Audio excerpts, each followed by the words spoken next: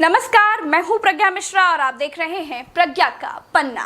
देश एक फिल्म के सीन की तरह चल रहा है। फिल्म में एक दुग्गल साहब होते हैं जो भूल जाते हैं कि वो कौन है, अगले दिन उनको याद आ जाता है। उसी तरह बंगाल में भीड़ बुलाकर कोरोना फैलाकर रैली करने वाले दिल्ली आते ही कोरोना वैज्ञानिक बन जाते हैं। देश को कोरोना का ज्ञान देने लगते हैं। वो भूल जाते हैं कि कुछ देर पहले वो खुद क्या करके आए हैं।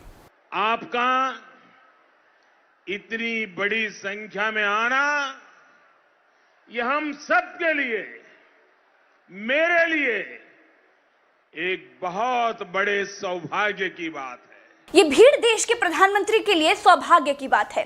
क्या जब हमारा देश भारत कोरोना के मामले में कीर्तिमान बना चुका है, तब प्रधानमंत्री को ऐसी भीड़ बुलाकर उस पर गर्व करना चाहिए। यह हम सबके लिए, मेरे लिए एक बहुत बड़े सौभाग्य की बात है। कल्याणी पश्चिम बंगाल में ये प्रधानमंत्री की आज की रैली थी। यहाँ ना प्रधानमंत्री के मुंह पर मास्क है, ना ही नीचे मौजूद पब्लिक 2 गज की दूरी पर है। जिस बंगाल में मोदी खड़े हैं वो बंगाल कोरोना संक्रमित राज्यों में टॉप 5 में है। केवल सरकारी आंकड़ों में आज की तारीख में बंगाल के भीतर 23,000 से ज्यादा कोरोना मरीज हैं।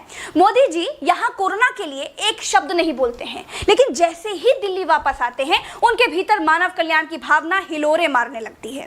जो व्यक्ति सब कुछ जानता है, जो व्यक्ति जगत जानकार है, उस व्यक्ति को अगर मैं कोरोना के बारे में कुछ कहूं तो पत्थर पर सिर मारने जैसा होगा। ऐसा नहीं है कि प्रधानमंत्री कोरोना के बारे में कुछ नहीं जानते। कोरोना जितना अपने आप के बारे में नहीं जानता, उतना मोदी जी उसके बारे में उससे ज्यादा जानते हैं। कभी कभी लगता है कि क्या कोरोना के नाम पर देश को बेवकूफ बनाया जा रहा है। पश्चिम बंगाल का कॉन्फिडेंस देखकर कभी कभी तो लगता है कि कोरोना जैसी कोई बीमारी है ही नहीं।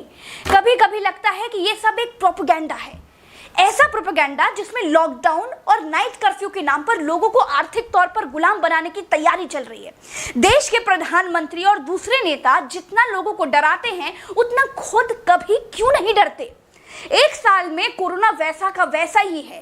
फर्क इतना है कि पहले छोटी दाढ़ी वाले प्रधानमंत्री कोरोना से हमें डराते थे और अब दाढ़ी बढ़ाकर खुद भीड़ लगाते हैं। पास पड़ोस में कोई कोरोना फैलाए तो शिकायत की जा सकती है, लेकिन जब देश के प्रधानमंत्री ही कोरोना प्रसार समिति के अध्यक्ष बने फिर रहे हैं तो कहां शिकायत हो सकती है। किससे कहेंगे आप? सुनी जाए या ना सुनी जाए, लेकिन मैं देश के प्रधानमंत्री से नरेंद्र मोदी की शिकायत करती हूं। आदरणीय प्रधानमंत्री जी, मन की बात में मेरा ये शो जरूर शामिल कीजिएगा और बताइएगा कि देश की एक बेटी प्रज्ञा मिश्रा ने मुझे टोका है। मेरे देश की बेटियां जागरूक हो रही हैं। अगर कोरोना इतना खतरनाक नहीं था या नहीं है तो 1 साल पहले पलायन करते मजदूरों में जितनी की भी जिस कारण से भी मौत हुई, वो मौतें नहीं, सरकारी मर्डर थे। सरकारों ने उनको जान से मारा है। क्या देश के सबसे जिम्मेदार व्यक्ति को कोरोना के प्रति अपनी जिम्मेदारियों को नहीं समझना चाहिए?